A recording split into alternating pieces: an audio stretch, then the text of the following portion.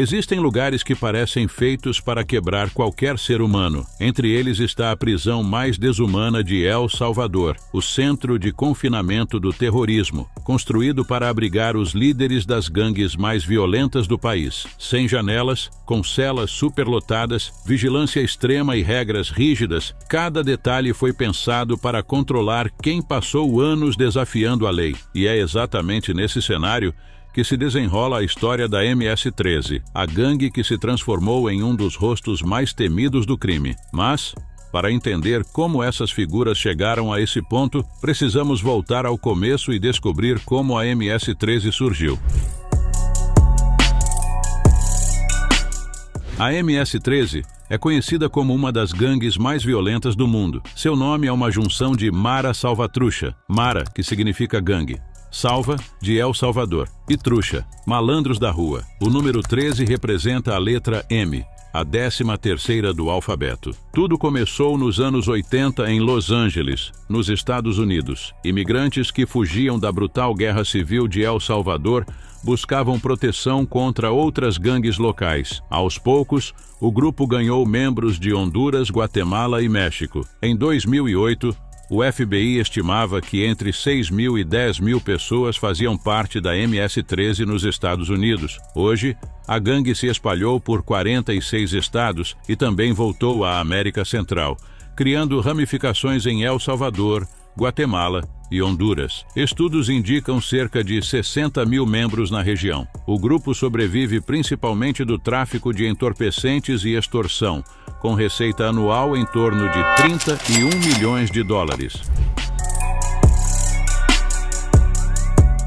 A violência da MS-13 é notória.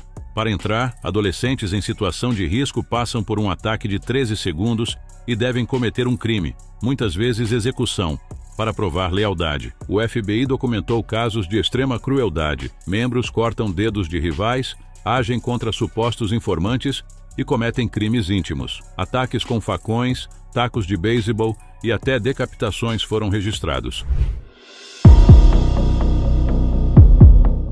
El Salvador é um país pequeno, com cerca de 6 milhões de habitantes, mas historicamente marcado por altos índices de homicídios. Entre 1979 e 1992, a Guerra Civil eliminou cerca de 75.000 pessoas. Desde então, o país enfrenta o legado dessa violência, com gangues dominando bairros e cidades. Antes de 2019, diversas tentativas de reprimir o crime falharam. Presidentes anteriores aplicaram medidas severas, mas sem sucesso real. Em 1º de junho de 2019, o empresário e político Nayib Bukele assumiu a presidência.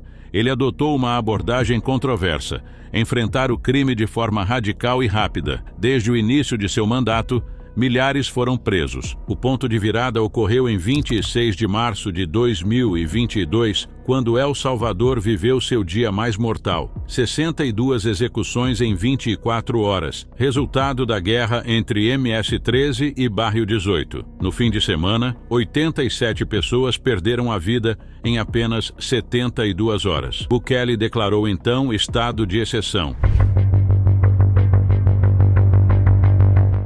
O estado de exceção permite que direitos civis sejam temporariamente suspensos para proteger o bem público, normalmente em casos de guerra ou calamidade. Em El Salvador, foram suspensos 4 direitos básicos: liberdade de associação, direito de defesa em prisões, limite de 72 horas para detenção administrativa e inviolabilidade de comunicações. Durante o regime, crianças a partir de 12 anos puderam ser julgadas por associação a gangues. Até novembro de 2022, cerca de 1.600 menores foram detidos. No total, estima-se que 70.000 pessoas foram presas durante o estado de exceção, quase 2% da população. No entanto, surgiu o seguinte problema: onde colocar tantos presos?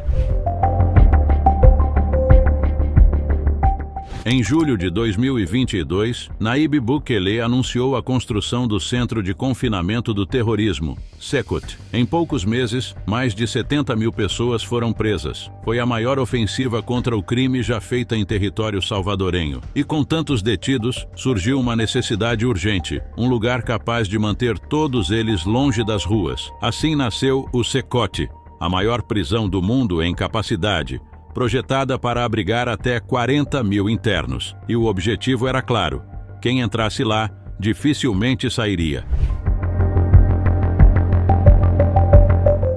O SECOT foi construído em tempo recorde, apenas 7 meses. O investimento foi de 115 milhões de dólares. A estrutura ocupa uma área de 166 mil metros. São 8 módulos separados, cercados por muros de concreto de 9 metros de altura e uma cerca elétrica com 15 mil volts. Há 19 torres de vigilância armadas, 1.000 guardas, 600 soldados e 250 policiais militares. É um dos lugares mais vigiados do planeta. Ninguém entra ou sai sem passar por uma sequência de inspeções que beiram o absurdo. Detectores corporais, escaneamento de órgãos e revistas demoradas, até para quem visita como jornalista. O acesso é altamente restrito e poucas equipes de reportagem conseguiram autorização para entrar. O sinal de celular e internet é completamente bloqueado num raio de 2 quilômetros. É como se o SECOT estivesse isolado do mundo, um território onde o tempo parece ter parado.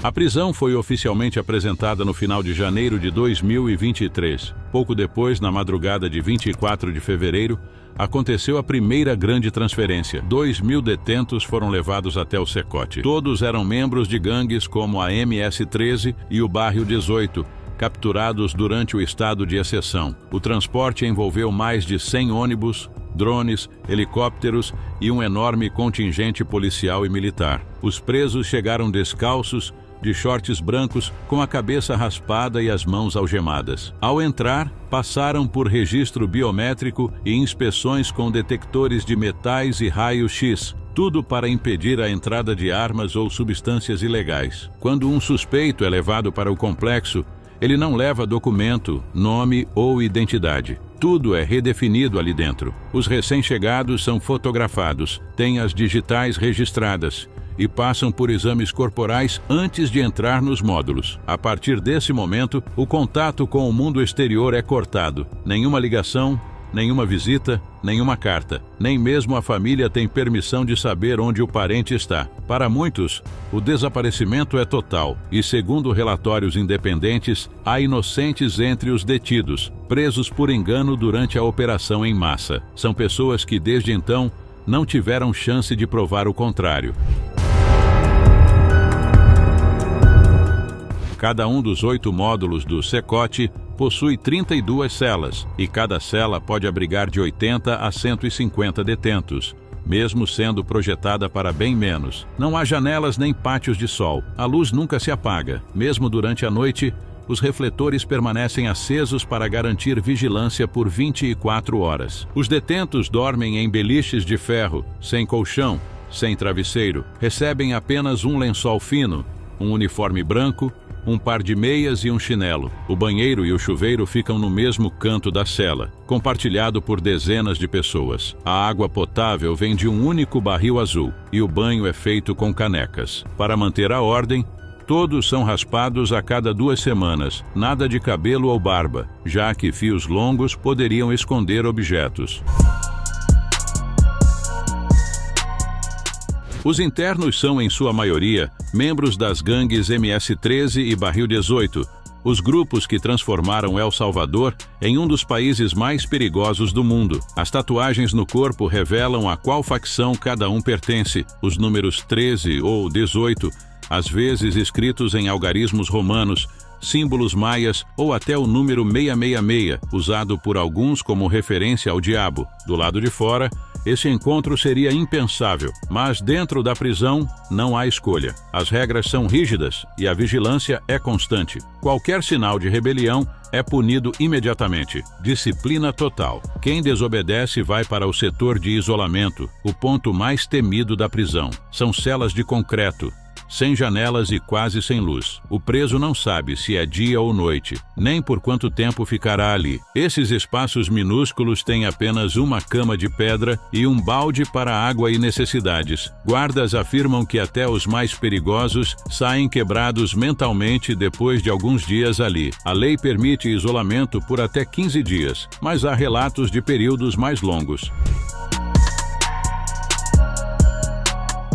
As refeições são servidas 3 vezes ao dia e pesadas com precisão. Cada porção tem cerca de 450 gramas. O cardápio é simples: arroz, feijão, macarrão e tortilhas, e nunca inclui carne. Segundo Bukele, os presos só terão carne no prato quando todos os cidadãos de El Salvador puderem ter o mesmo.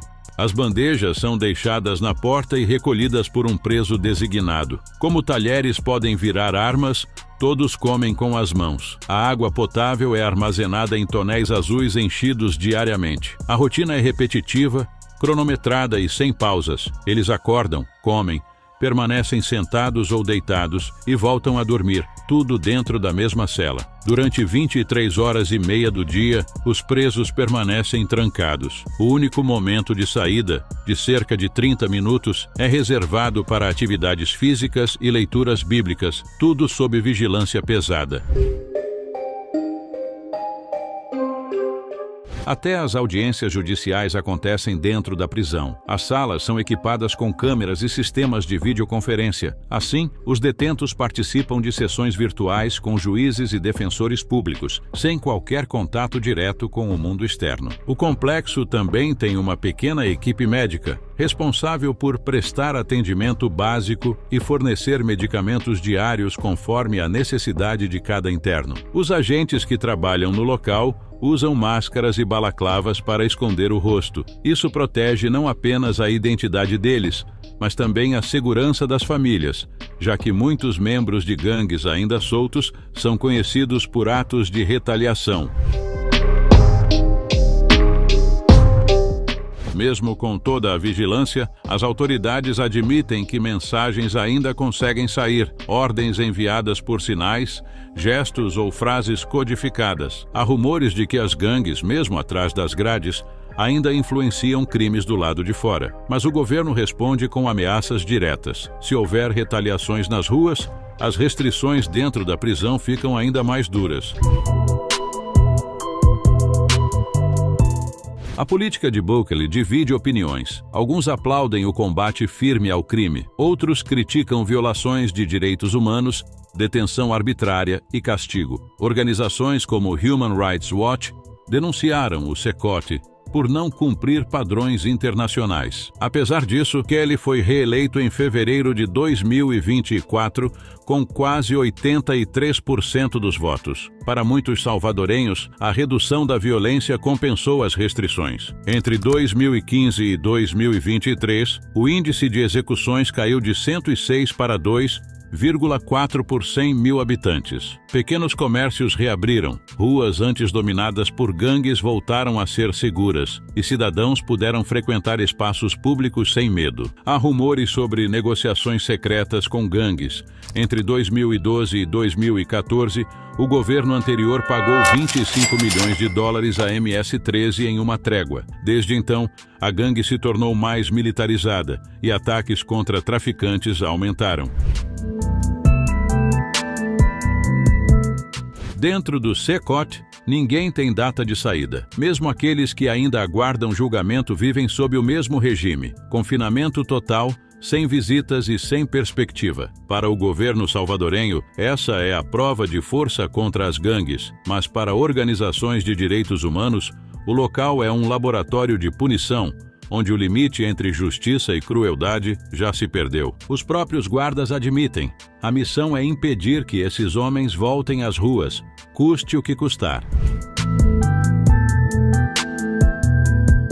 O país ainda enfrenta desafios. A prisão em massa reduziu crimes, mas críticos questionam métodos e direitos humanos. Para grande parte da população, porém, segurança significa qualidade de vida. Crianças podem andar nas ruas, Jovens frequentar escolas e ruas antes dominadas por facções agora são percorridas por cidadãos comuns. O centro de confinamento do terrorismo simboliza a guerra contra as gangues, uma resposta radical a décadas de violência. É a materialização de um governo que decidiu enfrentar o crime de frente, mesmo que de forma controversa. Hoje, as ruas do país finalmente respiram um pouco de alívio, depois de anos de medo e terror. Não esqueça de se inscrever para assistir mais vídeos como esse.